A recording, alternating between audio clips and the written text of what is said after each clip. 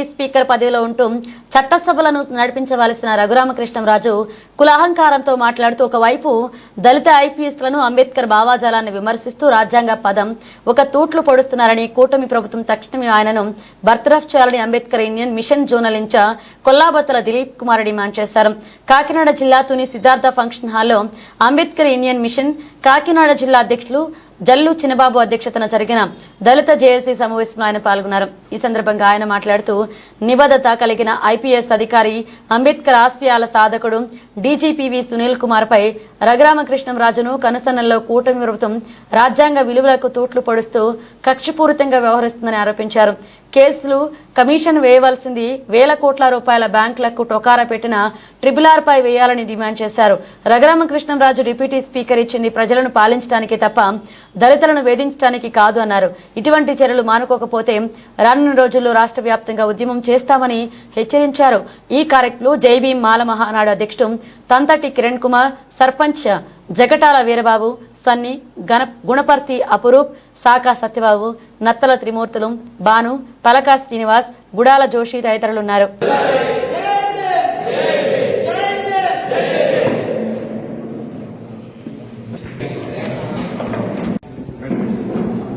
అందరికీ జైభీం.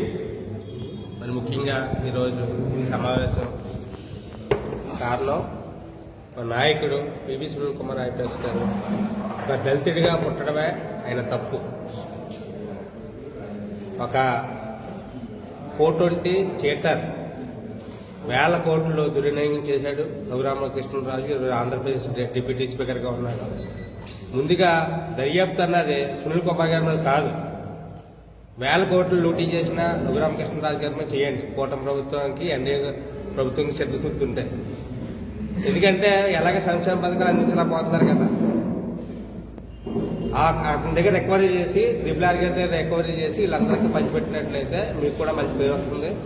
ఎందుకంటే వ్యక్తులలో ఒక మంచిగా చదివిన ఐఏఎస్లు ఐపీఎస్ మీరు టార్గెట్ చేసి లూటీ చేసిన వాళ్ళని పక్కన పెట్టి దర్యాప్తు అని చెప్పేసి వీళ్ళ పేరు మీద చెప్తున్నారు. ఎందుకంటే కష్టపడి చదివారు, డబ్బులు కొనుక్కోలేదు పదవులు. 30 సంవత్సరాల నుంచి సీనియర్ ఐపీఎస్ ఆఫీసర్. మరి దళితుల మధ్యన అది కూడా ముఖ్యంగా మాలకి ఐడియాలజీ పంచుతుంటే మీరు ఇటువంటి చర్యలు తీసుకుంటున్నారు.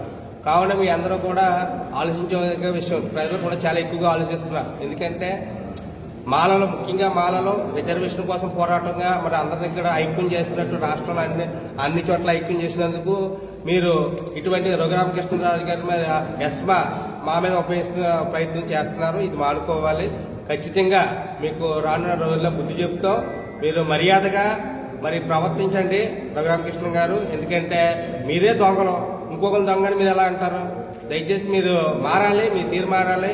అసలు ఈ గొడవ ఎక్కడి నుంచి వచ్చిందంటే గరగపాడులో నుంచి వచ్చిందండి గొడవ. ఇది అంబేద్కర్ బొమ్మ పెట్టడందుకు సునీల్ కుమార్ గారు ఏమి యొక్క సంఘాన్ని స్థాపించి అక్కడ ఉన్న ఎవరైతే బయటించారో బయట ఉన్న జనాలందరూ కూడా బయట పంపించారు. ఆ రోజు నుంచి వివాదం తప్పించి ఆ వివాదం నుంచి వరకు కూడా ఆ వివాదం తీసుకొచ్చి వరకు నేటి వరకు ఈయన అధికారం చేపట్టిన దగ్గర నుంచి కూడా కేసులు అని చెప్పేసి అంటున్నాడు తప్పించి ఇందులో వేరే విషయం లేదు. ముందు అసలు నేరస్తులు ఆర్థిక నేరస్తులు ఎవడంటే ట్రిబుల్-ఆర్ని ముందు అరెస్ట్ చేసి మరి ఖచ్చితంగా మరి గవర్నమెంట్లో చిత్తశుద్ధి చూపించుకోవాలి. ఎందుకంటే పవన్ కళ్యాణ్ గారు కానీ లేకపోతే మన చంద్రబాబు నాయుడు గారు కానీ దీనికోసం ఆలోచించిన ఆవశ్యకత ఎంత ఉంది. లేకపోతే మాలలు మీ ప్రభుత్వానికి దూరం అవుతారు.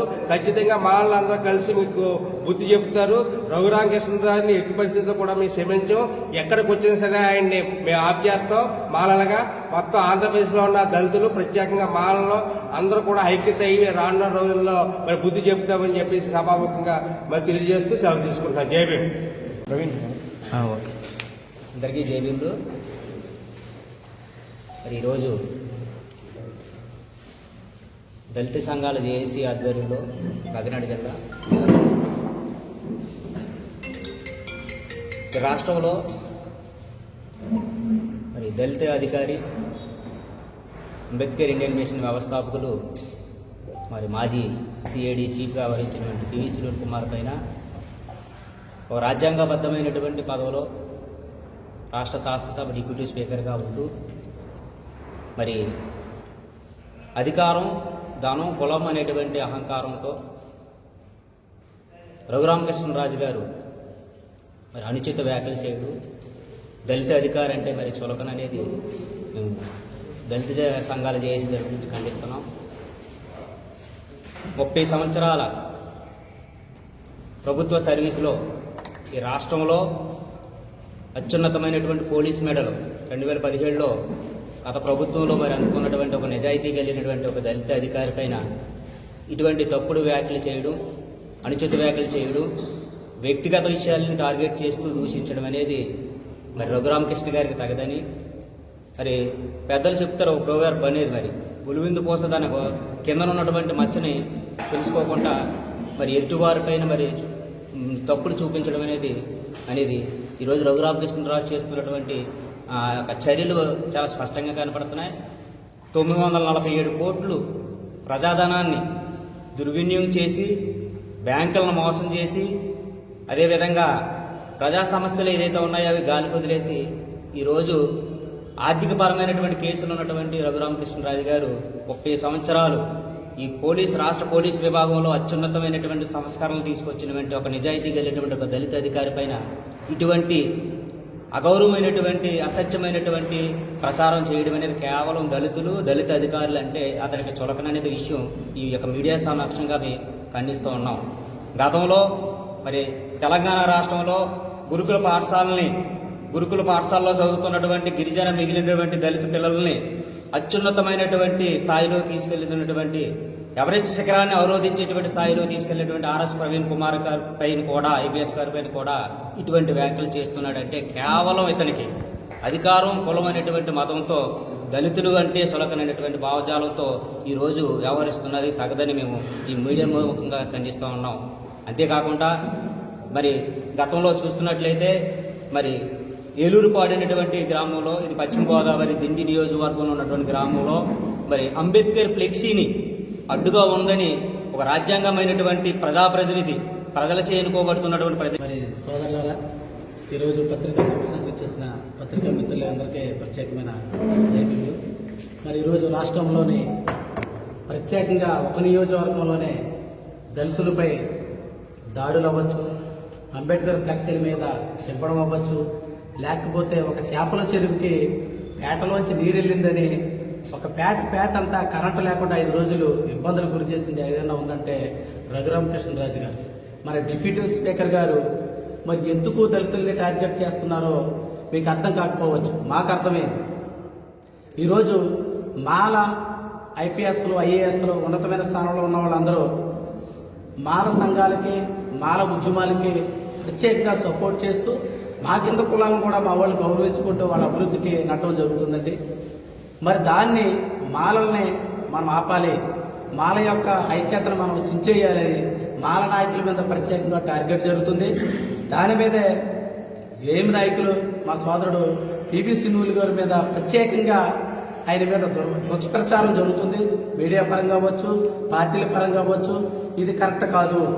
మేము ఏ సందర్భంలోనైనా ఏ పార్టీ నాయకులని ఎవరినైనా సరే ఖండిస్తాం. తప్పు అన్నప్పుడు, మా జాతికి అన్యాయం జరిగినప్పుడు, ఒక మాలలకని కాదు, మాదిగలకని కాదు, ఏ కులాల్లోని, పేదరికుల కులాల్లోని ఎవరికి అన్యాయం జరిగినా ప్రశ్నించే తత్వం ఉన్న వాళ్ళే మాల సంఘాలు, మాల నాయకులు. మరి మాలల్లోని ఈ విధంగా మమ్మల్ని అణిచివేయడానికి చూడటం చాలా బాధాకరం. దీన్ని ప్రభుత్వం ఏ విధంగా చర్యలు తీసుకుందో ప్రభుత్వం యొక్క మరి వింకిత జ్ఞానానికి వదిలేస్తున్నాం. ఎందుకంటే దళితులకి ఏదో ఉద్ధరిస్తామని కూటమి ప్రభుత్వం వచ్చి దళితులకి సరైన న్యాయం జరగలేదు. దళిత పిల్లలు స్కూల్ అంటే ఎన్ని ఇబ్బందులు పడుతున్నారో, దళిత పిల్లల యొక్క ఫీజులు కట్టలేక, వసతులు సరిగ్గా లేక, మరుగుదొడ్డులు లేక అనేక ఇబ్బందులు జరుగుతున్నాయి. ఇది సరిగ్గా ఈ 6 నెలల్లో పూర్తిగా ఫెయిల్యూర్ అయ్యింది కూటమి ప్రభుత్వం. అది కాకుండా దళిత నాయకుల మీద టార్గెట్ చేస్తే సహించేది లేదు. ఈరోజు రాష్ట్రంలోని అనేక సమస్యలు ఉన్నాయి. సమస్యలను పక్కన పెట్టి దళితుల పేటలంట కరెంట్లు కట్ చేయడం జరుగుతుంది. ఇది కూటమి ప్రభుత్వానికి సరైనది కాదు. ఏమైనా ఉంటే దళితులకు అభివృద్ధి చేయండి.